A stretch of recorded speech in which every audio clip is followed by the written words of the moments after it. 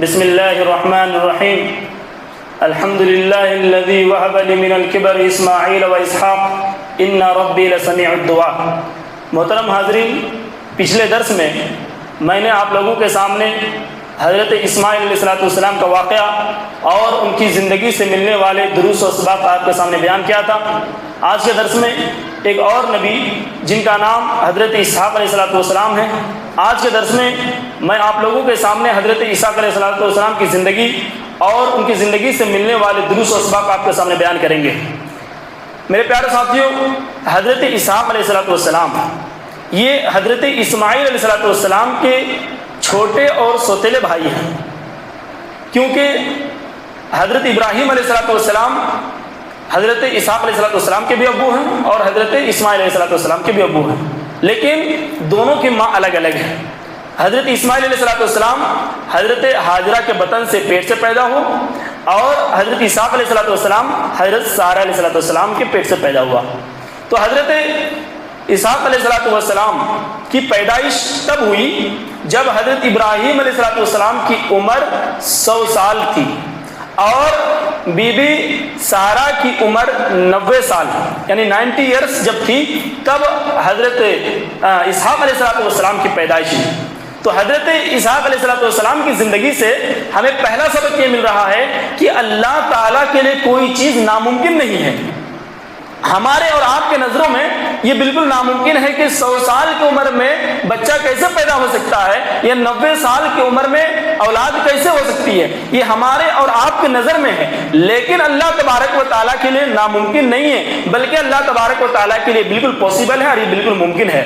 کیونکہ حضرت ابراہیم علیہ السلام کے پاس ایک مرتبہ ایک فرشتہ آئے اور آنے کے بعد ابراہیم علیہ السلام نے ان کے سامنے بچڑے کی گوشت رکھ دیے، اور لیکن ابراہیم علیہ السلام کو اس گوشت کو فرشتے نے نہیں کھایا۔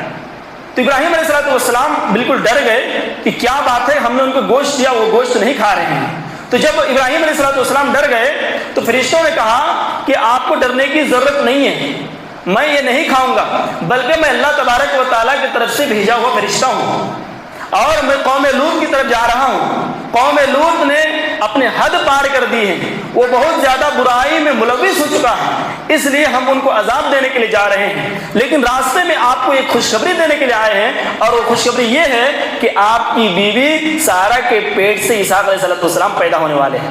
وہیں پہ حضرت سارہ علیہ السلام جو ہے بیٹھی ہوئی تھی، اور جب فرشتوں نے یہ بات کہی تو حضرت سارہ علیہ السلام کو مسکرانے لگی، ہنسنے لگی اور کہنے لگی کہ کیسی باتیں کرتے ہیں، ایک میں بڈھی ہوں، 90 سال میری عمر ہو چکی ہے اور ابراہیم کی عمر 100 سال ہو چکی ہے، اور تم کہہ رہے ہو کہ میرے پیٹ سے اسحاق پیدا ہونے والا ہے، یہ تو بالکل تعجب کی بات کہہ رہے ہیں۔ تو فرشتوں نے کیا کہا؟ قالوا اتعجبین من امر اللہ، فرشتوں نے کہا کہ اے سارہ، کیا تم اللہ کی اس امر پر تعجب کرتی ہو؟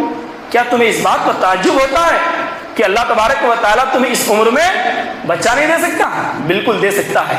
تو حضرت اسحاق علیہ السلام کی جب پیدائش ہو گئی تو حضرت ابراہیم علیہ السلام نے اللہ تبارک و تعالیٰ کی حمد کی، تعریف کی اور کہا الحمدللہ الذی وہب لی من الکبر اسماعیل و اسحاق ان ربی لسمیع الدعاء۔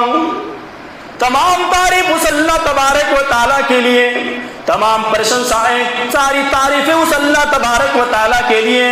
الحمدللہ الذی وہب لی من الکبر اسماعیل و اسحاق، جس نے مجھے بڑھاپے کی عمر میں، جب میں بڑھاپے کی عمر میں تھا لیکن اس بڑھاپے کی عمر میں مجھے اسماعیل اور اسحاق عطا کیا۔ ان ربی لسمیع الدعاء، بے شک اللہ تبارک و تعالیٰ تو دعاؤں کو سننے والا ہے، اللہ تبارک و تعالیٰ تو دعاؤں کو قبول کرنے والا ہے۔ اللہ تبارک و تعالیٰ نے دعا کو قبول کر لی اور ابراہیم علیہ السلام کو ایک اور بیٹا 14 سال کے بعد، کیونکہ 86 سال کی عمر میں حضرت اسماعیل علیہ السلام پیدا ہوئے اور 100 سال کی عمر میں اسحاق علیہ السلام پیدا ہوئے۔ جب بچہ پیدا ہو گئے یعنی اسحاق علیہ السلام پیدا ہو گئے اور جب 8 دن کے ہوئے تو ابراہیم علیہ السلام نے اسحاق علیہ السلام کا ختنہ کیا۔ پتہ یہ چلا کہ ختنہ جو ہے اسحاق اور ابراہیم علیہ السلام کی بھی سنت ہے۔ ختنہ کرنے سے ہمارا میڈیکلی جو ہے بہت زیادہ بینیفٹس ہیں. اس میں پیشاب کا قطرہ اور جمع نہیں رہتا ہے، اس میں بیماری سے آپ بچ جاتے ہیں. یہ بہت زیادہ فائدے ہیں.